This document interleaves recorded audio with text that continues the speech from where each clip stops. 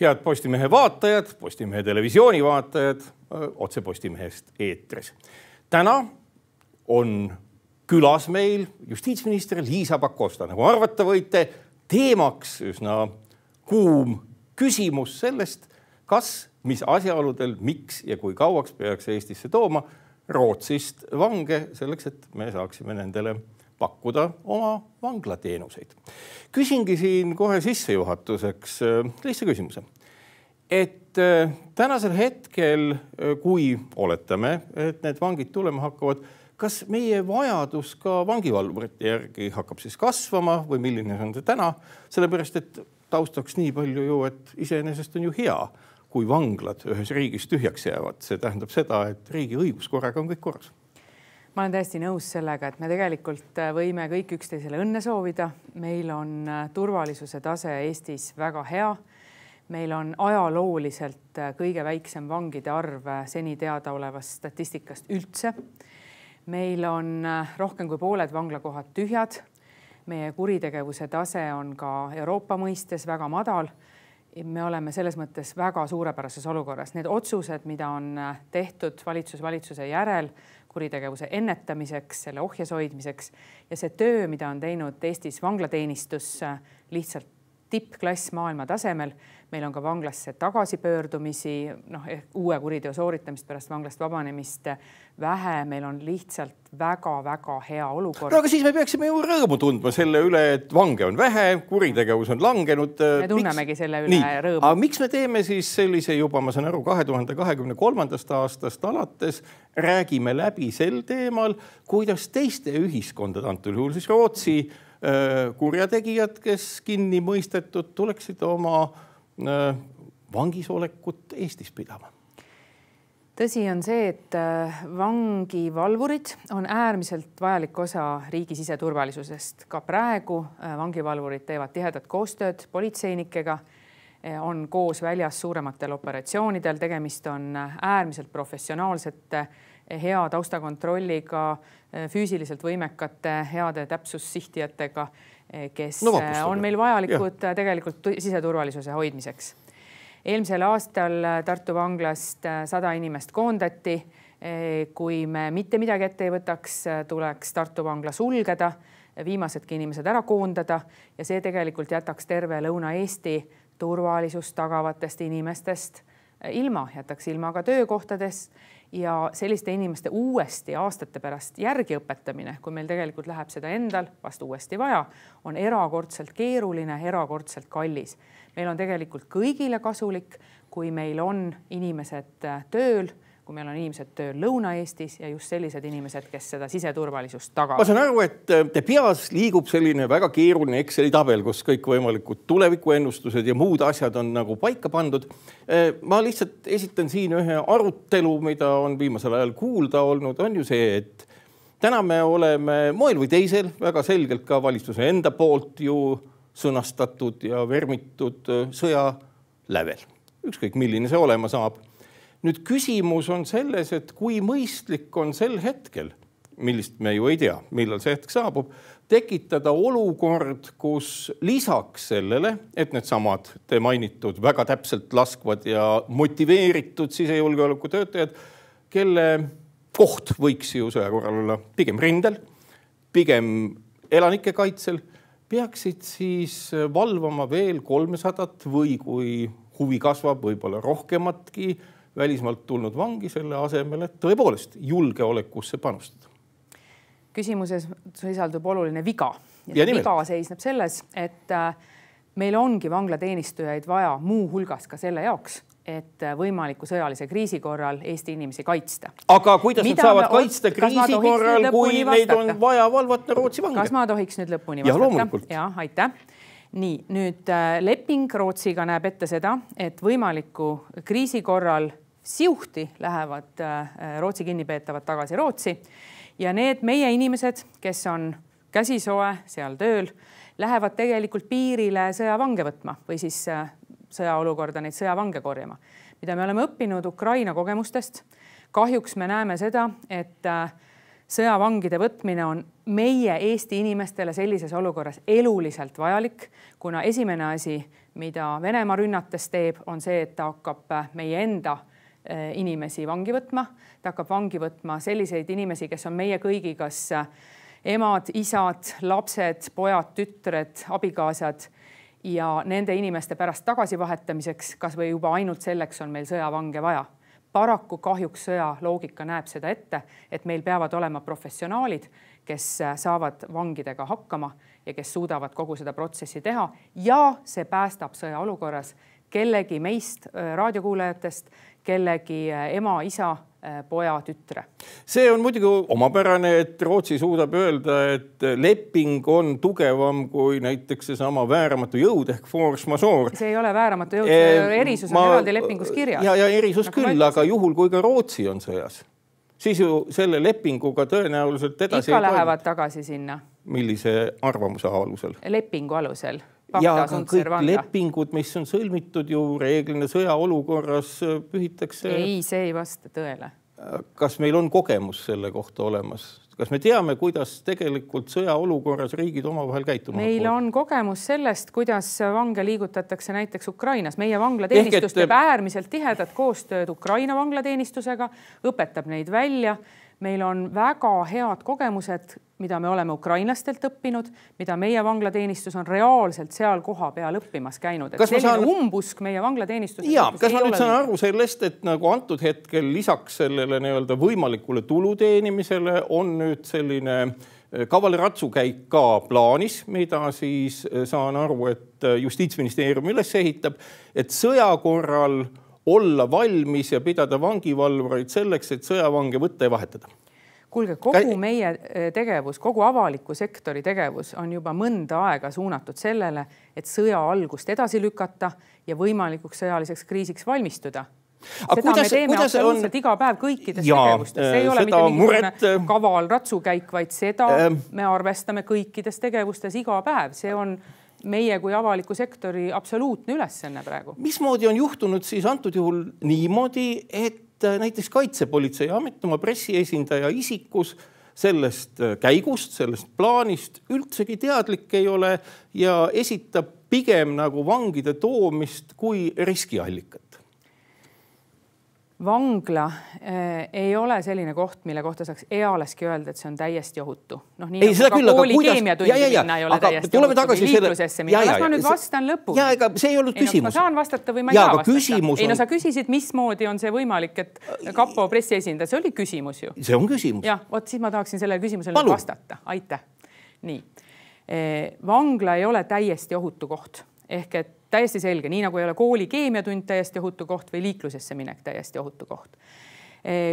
Tihedas koostöös Kaitsepolitseiametiga ja Politsei- ja Piirivalveametiga, väga heas koostöös, oleme me kaardistanud riskid ja leidnud kõikidele riskidele maandamise võimalused, mis on ka lepingus kajastatud. Ehk et täiesti õige on, et Kaitsepolitseiamet on tuvastanud riskid ja täiesti õige on ka see, et me oleme kõik need riskid nii palju kui vähegi suutnud maandanud. Lepingus on vastavad punktid kõik ilusasti olemas. Kuidas eelmise nädala reedel Kaitsepolitseiameti pressiesindaja sellest riskide maandamisest ei teadnud just kui mitte midagi? Ei, see ei vasta ka tõele. Kaitsepolitseiamet on ilusasti kirjeldanud, vaadake kas või hetk tagasi lõppenud pressikonverentsi, ilusasti kirjeldanud, kuidas koostöö on olnud väga hea, neid on algusest peale kaasatud, kõiki nende välja toodud riske on arvestatud ja kõikide riskide maandamisega me tegeleme. Kas ma saan aru, et antud hetkel on siis ka Justiitsministeerium osalenud ja tegelenud ka siis Kaitseväe, kuidas ma ütlen, siis doktriinide, operatsioonide, taktikate ja mille iganes plaanimisel sellisel moel, et ka Kaitsevägi teab, et te olete osa tulevikus sellest vangide vahetusest? Kuulge, sõjavangidega tegelemise ettevalmistus on pikaaegne protsess, kuidas see täpselt käib, millistes detailides see jääb nüüd juba riigikaitseliste saladuste hulka. Aga ma kinnitan, et tõepoolest vanglateenistus, Kaitsevägi, Politsei- ja Piirivalveamet, Kaitsepolitsei, kõik sellised riigi jõustruktuurid, meie inimeste kaitseks mõeldud struktuurid tihedat koostööd teevad loomulikult. Nüüd üks teema veel, mis puudutab näiteks seda lihtsalt asja nagu tervis. Kas ka kulud, mis on mõeldud nende samade siia tulevate inimeste tervise kulude katmiseks on arvestatud sellesse suurepärasesse Exceli tabelisse, mis kusagil olemas on sisse, või need jäävad maksumaksja kanda, nii nagu vangide kulud jäävad maksumaksja kanda ja vangid, kes toimivad Eestis, nagu te olete ka öelnud varasemalt Eesti jurisdiktsiooni järgi, kelle kulu see on? Esiteks, meie punane joon algusest peale on olnud see, et see leping peab olema Eestile kasulik, mitte ühtegi kulu ei tohi jääda Eesti maksumaksja õlgadele. Sellest tulenevalt on ka lepingus olevad summad välja arvutatud nii, et kaetud on absoluutselt kõik kulud Rootsi riigi, Rootsi maksumaksjate poolt ja Eesti maksumaksja mitte midagi, mitte kuskil peale ei maksa. Sealhulgas ka loomulikult kõik meditsiiniteenused, mis vähegi vaja võiksid minna. No seda küll, et need on kinni makstud, aga teistpidi ju ega puudus on meil jätkuvalt arstidest ka meie oma kodanike jaoks, et kas nüüd eeldatavalt ju tõenäoliselt oluliselt kaeblevam publik, kes siia tuleb, ei tekita olukorda, kus haiglate ja arstide teenused meie oma kodanikele lihtsalt olematuks jäävad. Kindlasti mitte. Esiteks on meil vanglas koha peal Tartus olemas meditsiiniteenistus. See meditsiiniteenistus jätkab oma tööd ja kõik teie sõnul tühjad või asjatud kaeblemised lahendab ära. See on niimoodi toimunud niimoodi ka seniste välisvangidega. Ainult sellistel juhutudel, kui on vaja erakorralist meditsiinilist abi, minnakse üldse vangla territooriumilt relvastatud konvoi saatel välja. Ja leping näeb ette ka seda, et Eesti ei võta mitte ühtegi eakamat kinnipeetavat, Eesti ei võta mitte ühtegi keerulisemate tervisehäiretega kinnipeetavat, nii et juba EOS on tegelikult need täiendavad vajadused välistatud. Kas selle lepinguga mõttes, et nii summadega kui tingimustega, mis seal on võimalik avalikkusel, ajalehetoimetustel näiteks ka tutvuda või see on ikkagi ka riigisaladuslik leping, mille puhul me peame uskuma, et kõik, mis ministeerium teeb, on tehtud heas ja paremas usus? Kui ma nüüd tohin öelda, siis kõrgharidusega inimese poolt selline küsimus mind hämmastab. See leping koos seletuskirjaga on täiesti avalik eelnõude infosüsteemis. Anvar Samostit kiidan siin koha peal, kes ka pühapäevases raadiosaates kinnitas, et tema on selle läbi lugenud. See on kõikidele avalikult loetav, loomulikult. Et kust üldse selline küsimus, ma ei saa aru. Ma saan aru, et siin on tulemas mitmesuguseid muutusi veel või kõik muutused on sisse viidud ja nüüd on lepingu sõlmimise küsimus? Leping on väga pikka aega ette valmistatud. Nüüd on lepingu tekst valmis. Nüüd on järgmine samm see, et leping tuleks siis ratifitseerida. Milliseid küsimusi võib veel tekkida? Kui tekib jooksvaid küsimusi kahe riigi vahel, siis väga pikk eeltöö on näidanud seda, et meie vanglasüsteemid on sarnased, Eesti ja Rootsi omad. Me mõlemad toimime üsna ühtemoodi, meil on ühesugused eesmärgid. Täiesti punane joon on igasugune turvalisuse tagamine. Võin kinnitada ka Tartu ja Tartu piirkonna inimestele, et sellele on erakordselt põhjalikult mõeldud. Kõik riskid on tõesti kõige paremate teadmiste juures maandatud, nende täiendava maandamisega veel tegeletakse. Kui töö käigus midagi ilmneb, see lahendatakse jooksvalt. Sõja puhul evakuatsioon on võtmeküsimus paljudele siinsetele kodanikele, kes võtab evakuatsiooni korraldamise enda peale, kas Eesti või Rootsi? Liikumine, kuidas täpselt kahe riigi vahel toimub, on samuti lepingus väga täpselt kirjas. Transpordi eest vastutab Rootsi. Nüüd mõtleme selle peale, et jutt, et juhul kui neid vange ei tuleks, tekiks olukord, kus Tartu vangla jääks jõude. Mainitud on vist teie poolt summat 12 miljonit eurot aastas, mis on vaja selle ülalpidamiseks. Ma mõtlen, kas kordagi on tulnud kõne alla näiteks see küsimus, et Eestis on ju väga palju eluheidikuid, kellel polegi mingit peavarju, kus olla. Vanglas ju iseenesest kogu see infrastruktuur on olemas. Inimväärsemat elu nad seal saaksid, kui neil huvi oleks. Kas see on kordagi pähe tulnud? Kui me veel kord selle projekti analüüsidega alustati 2023. aasta alguses, justiitsminister Lea Danilson-Järg on 23. veebruaril andnud ERR-is intervjuu, kus ta valimislubaduste raames kirjeldab seda, et on soov siis välisriigile Tartu vangla välja rentida, sellepärast et meil on see hoone tegelikult sisuliselt tühi. Kõik ettevalmistused on sisaldanud seda analüüsi, et meil on 3 asja laua peal. Meil on laua peal see, et me konserveerime selle hoone, meil on laua peal see, et me lammutame selle hoone ja meil on laua peal see, et me kasutame seda hoonet koos siis töökohtade loomisega täiesti turvaliselt kohalikule kogukonnale. Konserveerimise kahjuks räägib väga kõrge hind Eesti maksumaksjale, tõesti 12 miljonit eurot lihtsalt tühja maksta. See on väga-väga paljude inimeste töö ja vaev, mis läheks lihtsalt tühja hoone ülalpidamisse. Pluss veel see, et jäävad ju pered ilma leivata, kus tööd ei ole. Teine, mis oleks selle hoone lammutamine, tuletan meelde, et kui Tartu vanglat ehitati, ühe vanglakoha maksumus võrdus toona ühe eramaja ehituse maksumusega, mis tekitas ühiskonnas küllalt suur šokki, et miks me nii kallist hoonekompleksi ehitame. Vangla on väga kallis hoonekompleks ja nüüd ma jõuan nende eluheidikuteni. Meil on Eestis 3 vanglat, mis on maailma tipptasemel oma moodsuse poolest. Nad on äärmiselt kaasaegsed. Seal ei ole niimoodi, et on pikk koridor ja mõlemal pool on siis toakesed või see on kambertüüpi vangla, kus need kambrid on üksteisest eristatud ja eraldatud. Sellesse arhitektuuri ei ole võimalik panna vaba inimest. Ei ole mõistlik seal pidada vaba inimest. Ehk et see on nagu arutelust läbinud. See on arutelust läbi käinud, aga sellesse arhitektuuri vabasid inimesi käima panna ei oleks absoluutselt inimlik. Teil on ju ometi teada, milline on Rootsis ühe vangi ülalpidamine. Kui palju kordi odavam see saab olema teenusena Eestis? Rootsile tegelikult see hind odavamaks ei lähe. See on olnud ka peamine kriitika Rootsis endas. Selle tõttu, et see 8500 eurot, esiteks ta on indekseeritud, ka tõuseb igal aastal.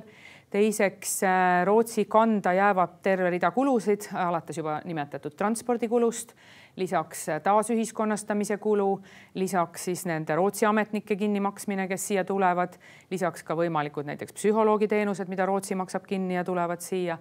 Need kulud jäävad Rootsi kanda, ehk et Rootsile jääb kulutase tegelikult samaks. Eesti eelis Rootsi poolt vaadates on selles, et esiteks, nii nagu ma ütlesin, meil on äärmiselt moodsad, kaasaegsed, väga kallilt ehitatud suured vanglad. Ja see on meie õnn, sellega on meie kuritegevus vähenenud. Mis on väga efektiivsed ka kulumõttes. Ja teiseks, me oleme maailma tipptasemel digiriik. Meil on ka vanglateenistuses terve rida digiteenuseid kasutamisel, mis on teinud sellega väga kuluefektiivseks. Lõpuks veel see viimane küsimus, et kui rootslaste jaoks see majanduslikult kasulik ei ole, siis miks see on neile kasulik ja miks nad seda teevad? Algne lähenemine on algusest peale olnud see, et me peame läbirääkimisi üksnes teise NATO liikmesriigiga, et see peab aitama kaasa laiemale turvalisusele piirkonnas. Ja Rootsis on väga suur vanglakohtade puudus seoses kasvanud kuritegevusega, suures osas ka tõepoolest immigrantide hulgas. Ja see kasvanud kuritegevus on hüppeliselt kasvatanud vajadust vanglakohtade järgi. Ühe vangla ehitamine võtab aega 8-10 aastat. Nii kiiresti ei jõua uusi vanglaid ehitada. See on ka teiste riikide kogemus varem olnud, et sellisel juhul ongi mõistlik riikidel omavahel koostööd teha ja üksteist aidata niimoodi, et see on ka meie riigile erakordselt turvaline teha. Ja kaitsepolitsei hoiatust, et sellega võib ka kuritegevus Eestis kosuma hakata, praegusel hetkel tõsiselt võtma ei peaks? Vastupidi, me oleme seda väga tõsiselt võtnud, me oleme seda kuude kaupa arutanud ja nii lepingus endas kui ka siis meie kohapealsetes praktikates, ka lisarahana siseturvalisusesse on sellega arvestatud, et kõik need riskid saaksid igati mõistlikul moel maandatud. Aitäh, Liisa Pakosta, et said tulla otse Postimehe saatesse selgitama kogu problemaatikat, mis vanglate ja vangide rendile võtmisega või vangla rendile andmisega seotud on. Sellega on otse Postimehest saade läbi. Kuulake meid jälle edaspidigi.